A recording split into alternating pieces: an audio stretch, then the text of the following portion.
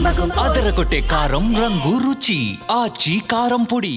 ఏ రాజకీయ పార్టీ అయినా ప్రత్యర్థి పార్టీని బలహీనపరిచి లబ్ధి పొందాలనుకుంటుంది. మరీ ముఖ్యంగా ఎన్నికల సమయంలో అటువంటి స్ట్రాటజీలు మరింత బలంగా అమలు చేయాలని చూస్తుంటాయి. కానీ రాష్ట్ర కాంగ్రెస్ మాత్రం మున్సిపల్ ఎన్నికల్లో ప్రత్యర్థి బలం పెంచి లబ్ధి పొందాలని చూస్తుందట.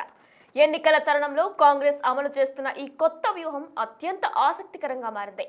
అసలు హస్తం పార్టీ ఆ వ్యూహాన్ని అమలు చేయడం వెనుక ఉన్న మతలబ్ ఏంటి? ఆ గేమ్ ప్లాన్ తో కాంగ్రెస్ అనుకున్న ఫలితాలు సాధిస్తుందా? మున్సిపల్ ఎన్నికల వేళ హస్తం పార్టీ సరికొత్త వ్యూహంతో ముందుకు వెళ్లి లబ్ధి పొందటానికి యాక్షన్ ప్లాన్ అమలు చేస్తోంది. ఏ రాజకీయ పార్టీ అయినా మామూలుగా అయితే ప్రత్యర్థిని బలహీనపరిచి గెలవాలనుకుంటుంది. కానీ అధికార కాంగ్రెస్ మాత్రం ప్లాన్ మార్చింది. ప్రత్యర్థి బలం పెంచి గెలవాలనుకుంటోందట. ఇది కొంత విచిత్రంగా ఉన్నా తాము చేసేది కరెక్టే అంటున్నారు హస్తం పార్టీ నేతలు.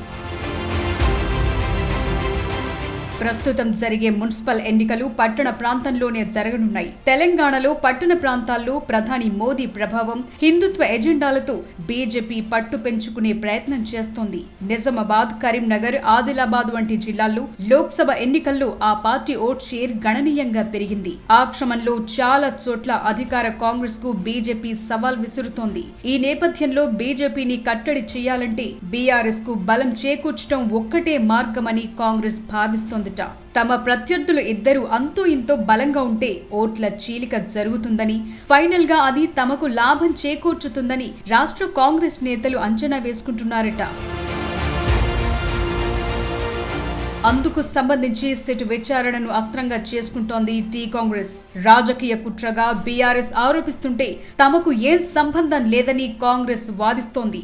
ఏదేమైనా గత కొద్ది రోజులుగా సిట్ విచారణ సెంట్రిక్ గా కాంగ్రెస్ బీఆర్ఎస్ ల మధ్య పొలిటికల్ వార్ నడుస్తోంది. కేసీఆర్ వంటి బీఆర్ఎస్ ముఖ్య నేతలను సిట్ అధికారులు విచారించడం తమకు సానుభూతి పరంగా ప్లస్ అవుతుందని గులాబీ పార్టీ లెక్కలేసుకుంటోంది. కాంగ్రెస్ కు కావాల్సింది కూడా ఇదే. ప్రభుత్వ వ్యతిరేక ఓటు బీజేపీ బలం తగ్గితే మున్సిపల్ ఎన్నికల్లో కాంగ్రెస్ కు లబ్ధి చేకూరుతుందన్నది ఆ పార్టీ నేతల ప్లాన్ అంటున్నారు. అటు బీఆర్ఎస్ కూడా మున్సిపల్ ఎన్నికలను సీరియస్ గా తీసుకుంది. పార్టీ అధిష్టానం ముఖ్య నేతలను సిట్ విచారించడాన్ని ప్రభుత్వ కక్ష సాధింపు చర్యగా ఫోకస్ చేస్తూ దాన్ని గట్టిగా వాడుకోవాలని చూస్తోంది. ముఖ్యంగా జూబ్లీహిల్స్ ఉప ఎన్నికల్లో ఓటమి తరువాత పార్టీ గుర్తులతో జరుగుతున్న ఎన్నికలు కావడంతో ఈ అవకాశాన్ని సమర్థవంతంగా వాడుకోవాలని డిసైడ్ అయింది. కాంగ్రెస్ వ్యూహాన్ని గమనించిన బీఆర్ఎస్ నేతల చేరికలు ప్రోత్సహిస్తూ కాంగ్రెస్ గేమ్ ప్లాన్ కు చెక్ పెట్టి ఓడించాలని వ్యూహం రచిస్తోందట. మొత్తంగా హస్తం పార్టీ రివర్స్ వ్యూహం ఆ పార్టీని గట్టెక్కిస్తుందో లేక నిండా ముంచుతుందో చూడాలి మరి.